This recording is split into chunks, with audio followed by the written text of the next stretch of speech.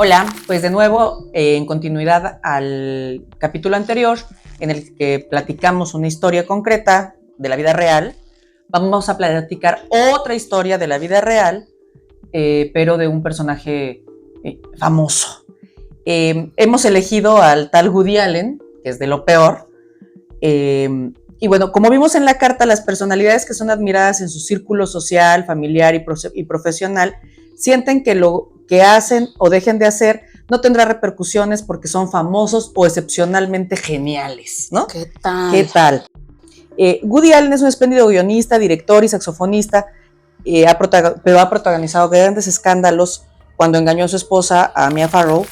¿Cómo la sufrió la Mía? ¿Cómo la sufrió con este cabrón? Claro, yo recuerdo que cuando era niña veía en las vanidades que compraba mi mamá, sí, no, las historias de Mia Farrow saliendo de su edificio en Manhattan. Devastada. Devastada, pero además como con 5 con niños. Con los 7 chamacos que traía y toda devastadísima, sí. Muy mal, muy mal. Sí, y la verdad es que Mia Farrow, atención, eso es lo otro, ¿no? Era otra mujer privilegiada. No es que se estuviera metiendo, ¿sabes?, con una mujer que no tuviera poder, se estaba metiendo con una mujer de privilegio que también tenía los medios y los recursos, pero este hombre, por ser hombre, aunque estuvieran en la misma dimensión, digamos, social del mundo, la neta es que por ser hombre estaba estratificado más alto. Él podía hacer cosas que Mia no pudo hacer, y entonces se superpasó de lanza, ¿no?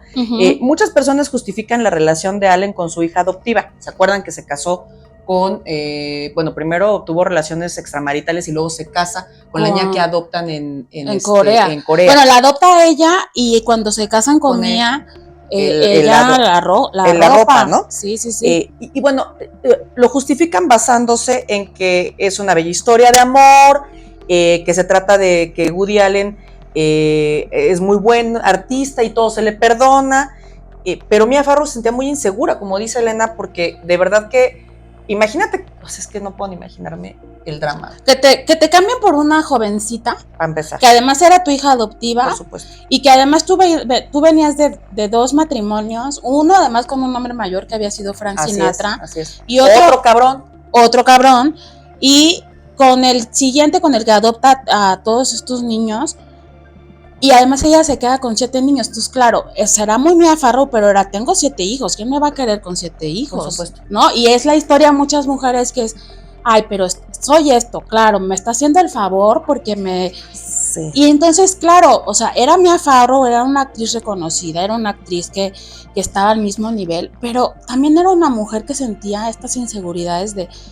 ¿Y quién va a querer a una mujer que tiene 7 hijos? Y, o sea, y que tuvo 2 divorcios. Y que claro, entonces ahí es cuando la historia de este personaje público se empata con la historia de cualquiera de nosotros, que también podemos ser doña cabrona, pero que eres insegura. O sea, no podemos decir que las mujeres porque somos doñas cabronas no tenemos esas vulnerabilidades. Lo ojete está cuando alguien usa esas vulnerabilidades en tu contra.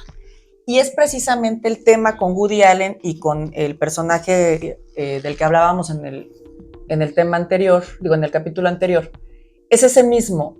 El gran problema no es que una mujer pueda pasarla mal. El gran problema es cuando lo identifican, desde dónde lo identifican, y a partir de eso generan todo un entorno de violencia para mantener opresión y violencia sistemática sobre una persona, ¿no? Es decir, vamos a dar algún concepto, por ejemplo, ¿no? Decimos, violencia es todo acto que implica la subordinación de otra persona a partir de tu voluntad, ¿no? Esa es la violencia. ¿Qué significa eso? Bueno, ¿cómo ejerces esa violencia? Es de miles de maneras, ¿no? En el movimiento feminista le hemos catalogado, hemos dicho que las feministas, que la violencia machista es violencia psicológica, claro, física, verbal, patrimonial, vicaria. Tenemos un montón, laboral, ¿no? Tenemos un montón de nombres porque necesitamos tenerlos, porque los necesitamos tener para poder identificarla claramente. Imagínense. Lo que no se nombra no existe. No existe. Pero imagínense qué nivel de discriminación hemos vivido a las mujeres históricamente, ¿no?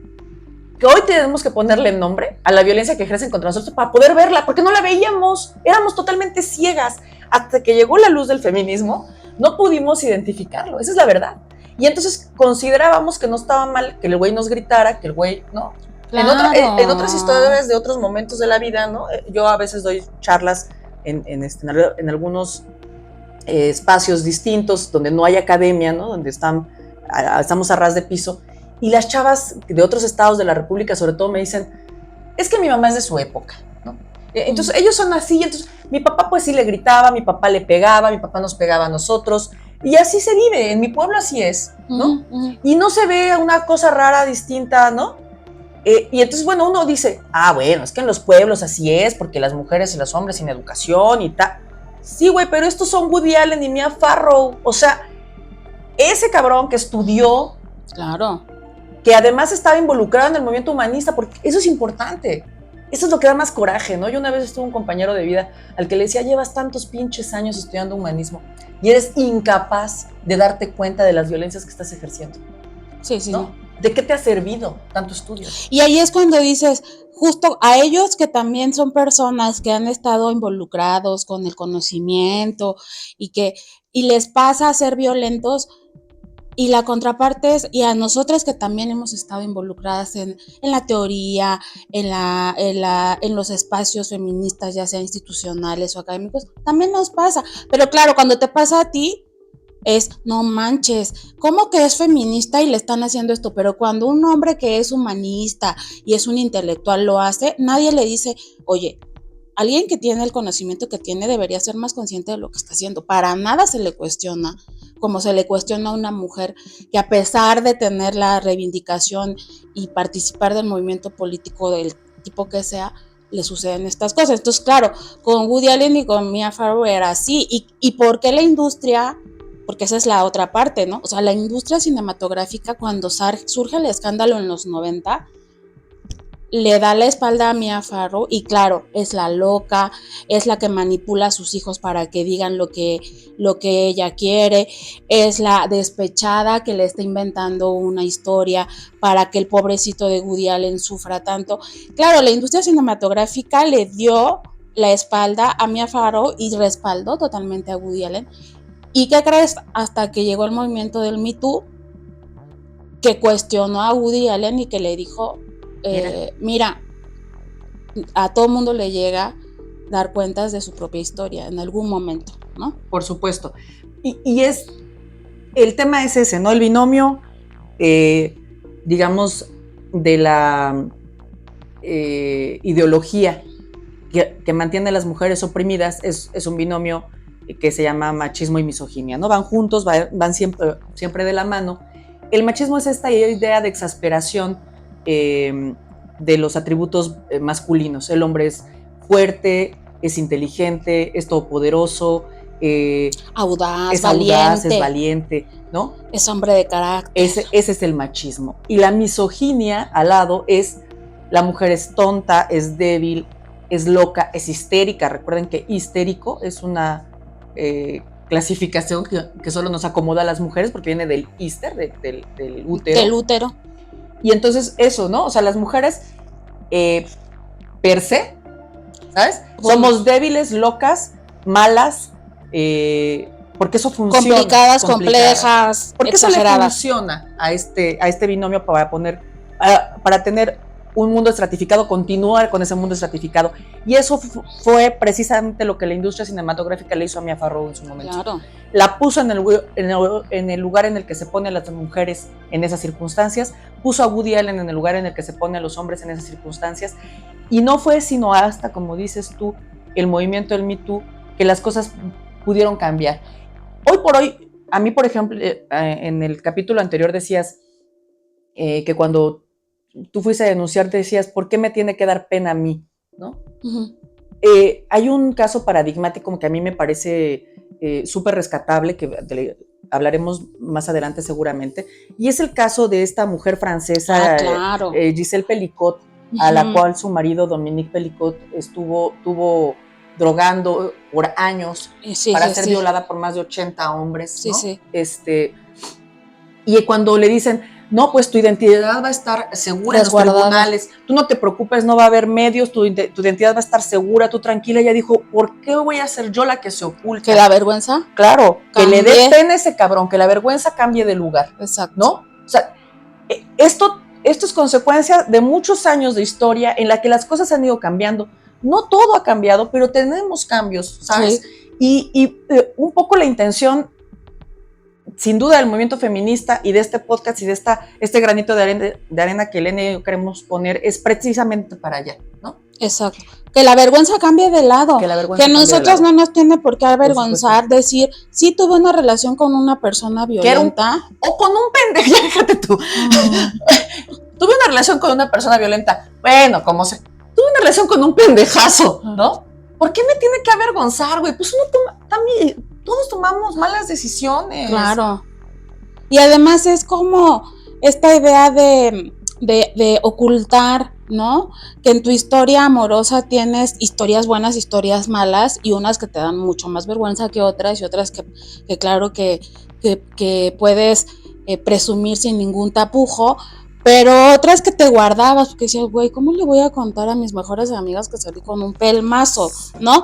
Pero que es necesario decir y contar la experiencia, al menos con tus amigas, de qué tipo de pelmazos, para que cuando ellas se encuentren a uno digan, no manches, esto le pasó a mi amiga perengana, entonces voy a mantener mis ojitos y mis alertas bien prendidas para que a mí no me suceda, ¿no? O sea, no podemos evitarles el sufrimiento, ni el dolor, ni que atraviesen por las historias similares a las que estamos nosotras narrando y que es la intención del podcast, pero sí que para que tengan más herramientas para enfrentarlo. O sea, es como a los hijos, no les puedes evitar los tropiezos y las caídas, pero sí darles las herramientas para que se levanten. Entonces, un poco el feminismo es eso, no es una andadera para que camines toda la vida con esa ayuda, pero sí que te enseña a identificar por dónde caminar y por dónde no.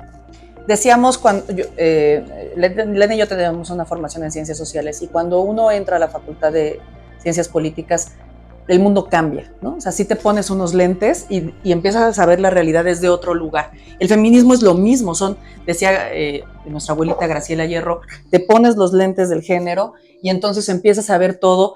También me decía un novio, es que tú todo lo ves como violencia de género, pues porque todo es violencia de género. O sea, al final del día, cuando te enfrentas a eso, sí que hay de dónde analizar. Pero entonces, ¿qué es lo que pasa cuando logras tener las herramientas de análisis de la sociedad? Bueno, que entonces ya no naturalizas, ya no normalizas, ya no ves la relación de Woody Allen y Mia Farrow y dices, no, qué bonito, se enamoró de su hijastra, es que venía desde Corea, adora Doctor Mento. No mames, güey. O sea, en el peor de los casos, este cabrón es un miserable violador infantil, güey, ¿no? Claro. Y que el hecho de que sigan juntos a la fecha y que ella todavía lo defienda no significa que es una relación que se deba legitimar sin ver que detrás hubo muy probablemente manipulación por parte de Woody Allen para una chava que tenía menos de 20 y tantos años. Porque además había un ejercicio de subordinación claro.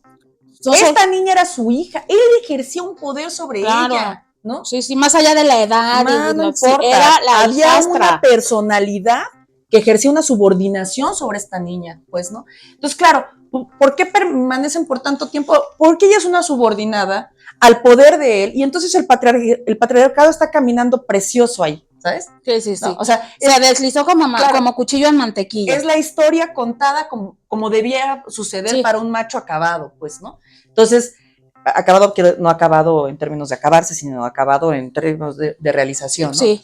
Entonces, eso es lo que es como fundamental comprender, ¿no? Las relaciones entre hombres y mujeres y las relaciones de los hombres con las mujeres en lo concreto, ¿no? Y en lo abstracto, se han desarrollado desde este binomio que es el machismo y la misoginia. Esto ha brindado elementos para que en el análisis social las cosas siempre se acomoden a favor de los varones, ¿no? Y las que nos sintamos siempre culpables y miserables seamos las mujeres. Y entonces observarlo, ¿sabes? Desentrañarlo, decir, claro, así ha funcionado la historia del mundo. Entonces nos da un elemento de análisis para decir, a ver, espérate, güey. No está bien.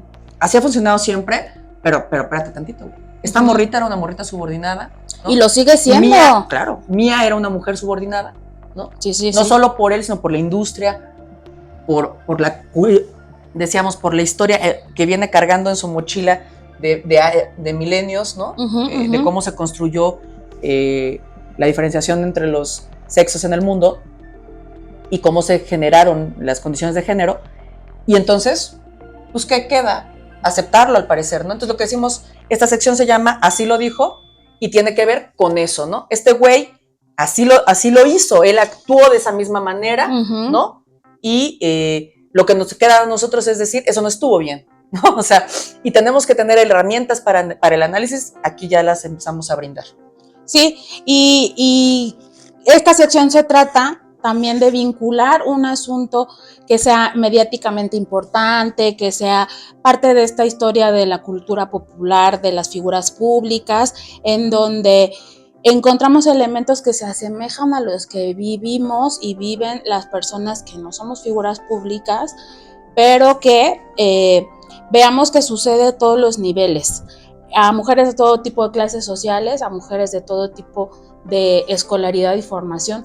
Claro, que la sutileza del análisis proviene a ser visibles que los contextos van a ser diferentes, ¿no? Pero esa es la intención de articular la primera sección, que es Ahí está el pedo, donde son historias personales, que las invitamos a que las envíen a nuestras redes sociales, con una historia que es parte de un fenómeno mediático que se haya vivido.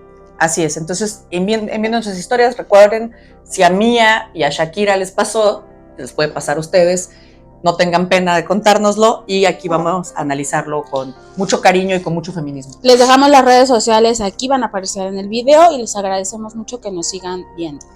Gracias.